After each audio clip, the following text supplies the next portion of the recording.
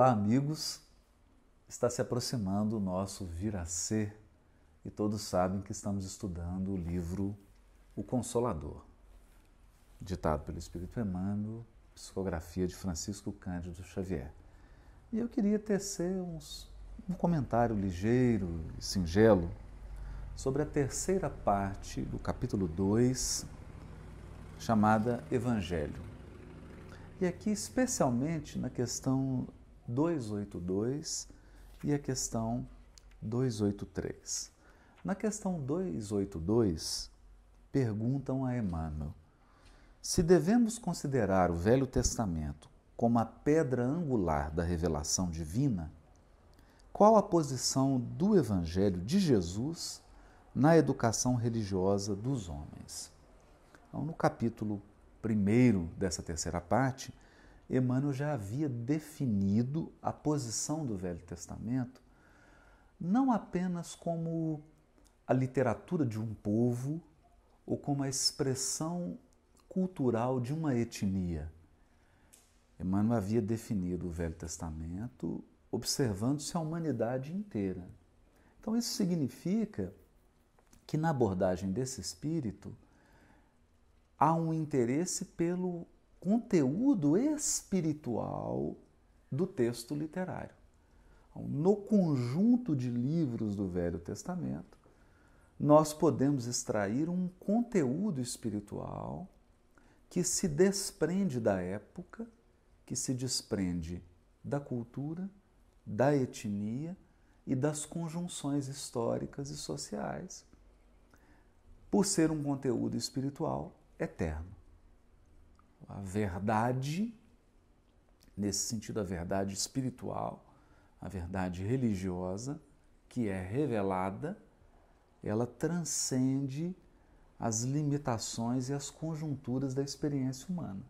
Então, focando o Velho Testamento no seu conteúdo espiritual, Emmanuel identifica o alicerce, a base. E é claro, como se poderia trabalhar ideias que estão presentes no Evangelho de Jesus sem o alicerce da crença em um Deus único? É impossível.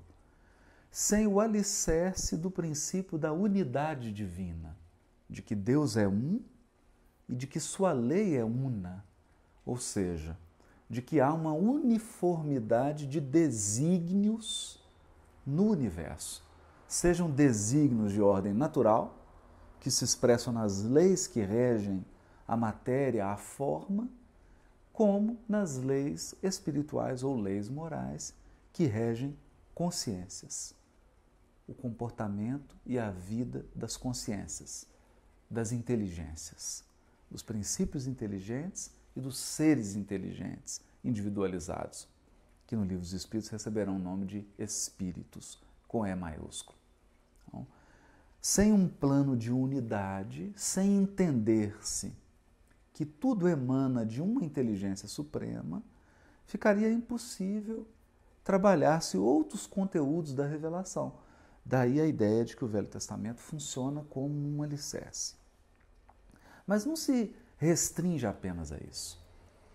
É no Velho Testamento que nós seremos treinados na ideia do profetismo, na ideia do médium, do intermediário da revelação, daquele que, por algum mecanismo, dos mais variados possíveis, entra em comunhão ou acessa os conteúdos espirituais que são transmitidos por inteligências que já se encontram em patamares superiores. Então, o fenômeno do profetismo, da fidelidade do profeta, os simbolismos que estão encerrados no Velho Testamento, simbolismos que se referem à encarnação, à reencarnação, à lei de ação e reação, à lei dos sistemas, em que as criaturas se vinculam umas às outras e evoluem em grupos ou famílias espirituais. Então, todos esses aspectos estão lá no Velho Testamento, por isso ele é a base. Então, aqui surge uma pergunta que é natural: e o Novo Testamento? é onde Emmanuel responde de uma maneira muito interessante, que ele diz assim: o Velho Testamento é o alicerce da revelação divina. O Evangelho é o edifício da redenção das almas. Então a gente percebe, mais uma vez, o enfoque do benfeitor Emmanuel no conteúdo da revelação presente no Evangelho, no Novo Testamento. Um conteúdo destinado à redenção espiritual das consciências. E por isso ele termina a resposta dizendo que nós não deveríamos mais buscar o Evangelho apenas para uma exposição teórica, mas para desdobrar essas edificações no terreno do Espírito. Onde é o terreno? No Espírito, na intimidade. Então, quando falamos de Velho Testamento como base, nós estamos falando da intimidade do Espírito imortal. E não de um fenômeno social, religioso, sociológico, linguístico, literário. Não é apenas isso. Isso é exteriorização.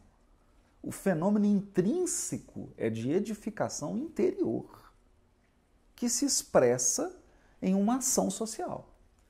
Ou seja, Jesus circulou pela Galiléia? Circulou.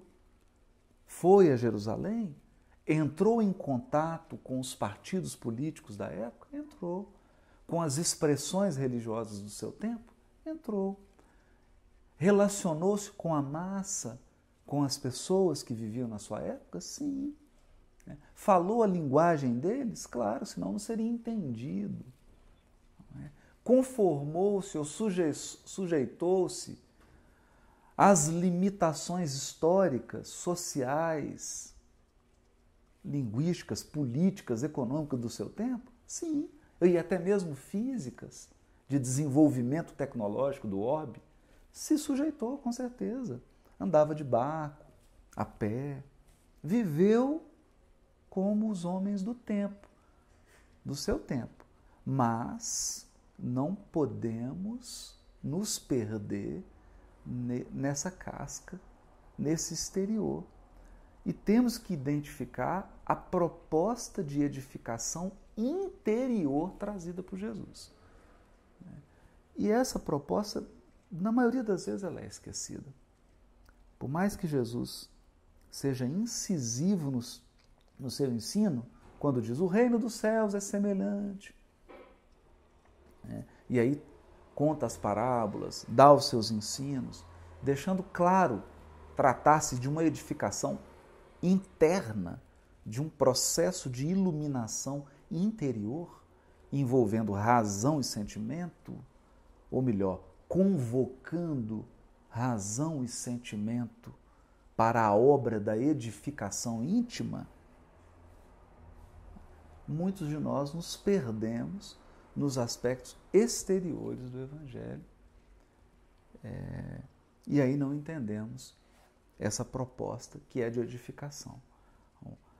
A essência do Evangelho, ela visa a incorporação pelo Espírito das leis morais, ou conformar o seu pensar, o seu sentir e o seu agir com as leis morais do universo. Leis morais que vigoram no universo infinito, mas que precisam ser concretizadas no meu terreno interior. Senão elas serão apenas um fato externo, observável, catalogável, estudado, mas não será uma realidade na minha vida.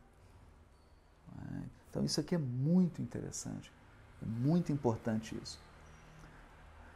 Porque muitos teóricos, muitos estudiosos se perdem numa comparação tola.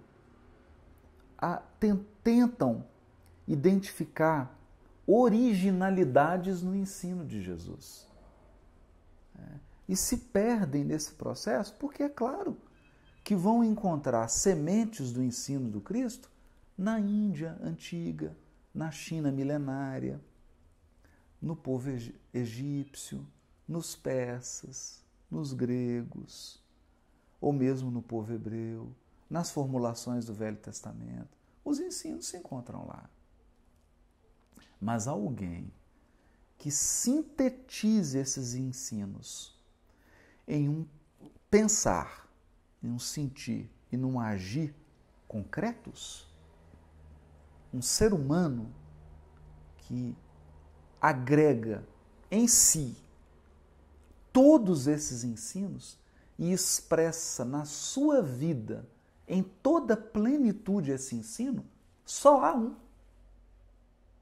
A humanidade terrestre, até o presente momento, só conheceu um, que é o Cristo. Só Ele sintetizou na sua vida todos os ensinos. Então isso é importante porque expor, ir às cátedras, explicar, formular, raciocinar, criar instituições, isso aí exige o concurso de milhares e milhares e milhares de missionários, até porque vigora também na evolução do pensamento religioso a lei de cooperação. Ninguém realiza nada sem a cooperação. Qualquer obra exige a participação de muitos. Mas expressar integralmente a lei divina na sua vida, isso aí exige uma maior hierarquia espiritual, hierarquia como a do mestre. E isso nos leva para a próxima pergunta, o que nos mostra que Emmanuel, recebendo essas perguntas de várias pessoas, e ele teve um trabalho de organização, porque ele coloca essas perguntas e as respostas, né, em uma sequência lógica. A questão 283 se refere ao Evangelho de João, capítulo 1, que diz assim: e o Verbo se fez carne e habitou entre nós, cheio de graça e verdade. E a palavra habitar aqui, do verbo armar tenda, né? Armou uma tenda entre nós.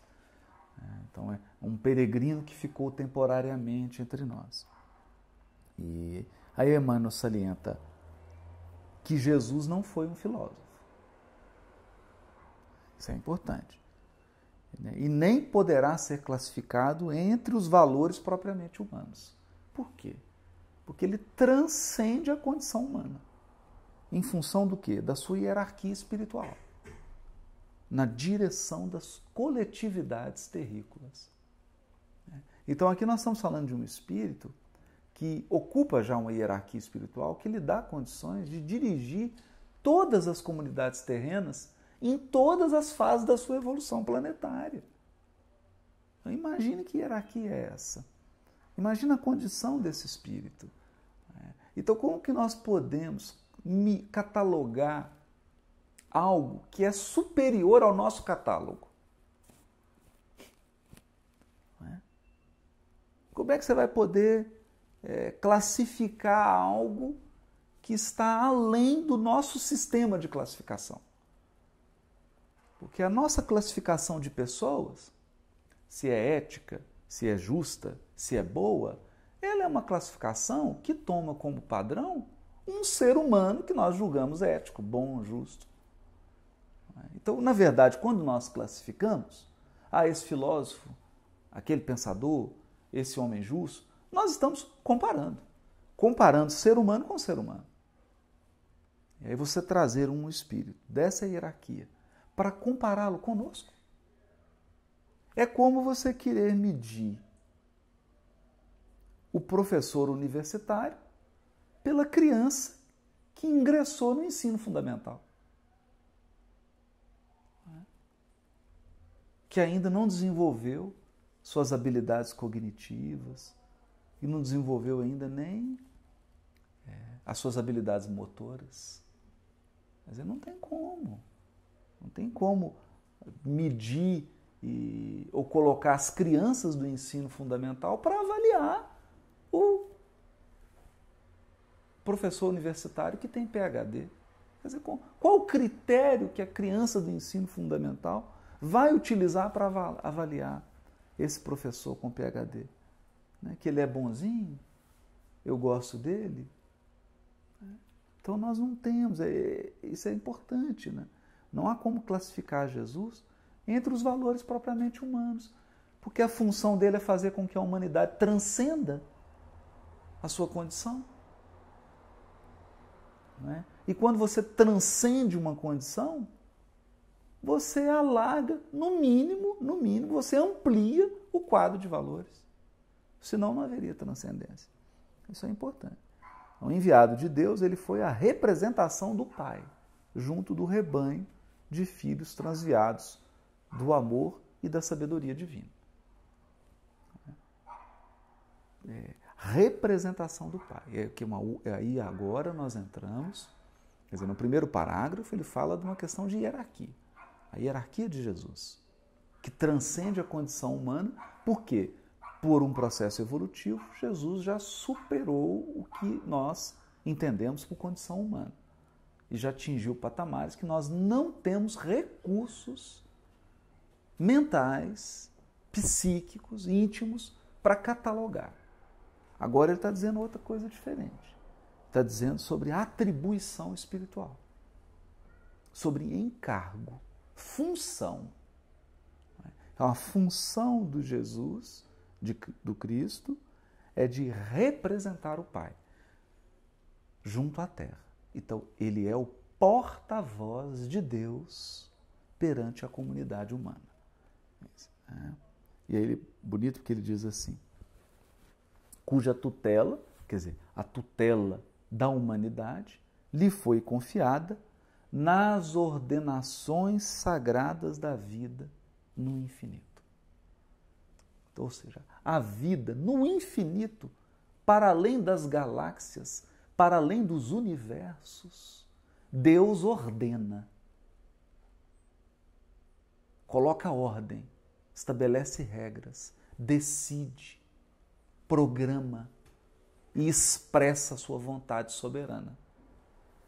E na execução da vontade divina, há espíritos eleitos pelo próprio Senhor Supremo da vida para determinadas funções. Então, nessas ordenações sagradas da vida, no infinito, Jesus foi escolhido pelo próprio Pai para representá-lo perante a humanidade terrena. Então, isso não podemos considerar, né, isso. Não é? Se nós devemos respeito às autoridades constituídas que foram levadas aos seus cargos pela vontade popular, seja através de um concurso, através de uma eleição, se nós respeitamos essas autoridades, quem dirá esses cargos cujos titulares ocupam as suas funções por determinação do próprio Deus? Então aqui nós precisamos observar. Diretor angélico do orbe, seu coração não desdenhou a permanência direta entre os tutelados míseros e ignorantes, dando ensejo às palavras do apóstolo acima referido. Não é comum, não é vulgar, não é uma coisa que aconteça toda hora, um ser dessa hierarquia espiritual encarnar. Isso é um fato extraordinário. É realmente um fato que altera o curso da evolução planetária. Altera o curso da evolução planetária. E foi o que ocorreu. E captado aí por esse grande sensitivo, esse grande médium do Cristo, que foi João Evangelista. Escreveu já bem velhinho, com mais de 90 anos, quando todos os apóstolos já haviam regressado à pátria espiritual e havia restado apenas João. Então, com esse olhar já distanciado, com essa visão mais profunda do que foi o Evangelho e do que foi a passagem dessa estrela luminosa pela Terra, conseguiu captar esses aspectos que aqueles que eram contemporâneos, que estavam ali no processo inicial do Evangelho, não tiveram tempo e não foram chamados também a enfocar. Então, esse é um aspecto muito interessante. E aqui para frente, de todos os ensinos e todas as perguntas, vão girar em torno da sublimidade desses ensinos do Cristo, esse Espírito que representa Deus perante a coletividade humana. Ensinos que não se restringem apenas a uma fala, mas ensinos que têm mais a ver com uma conduta, com um modo de viver, com uma maneira de se posicionar perante o mundo, perante Deus, perante as pessoas. Então, esse é o resumo singelo aí, claro, do capítulo 2 da terceira parte do livro O Consolador.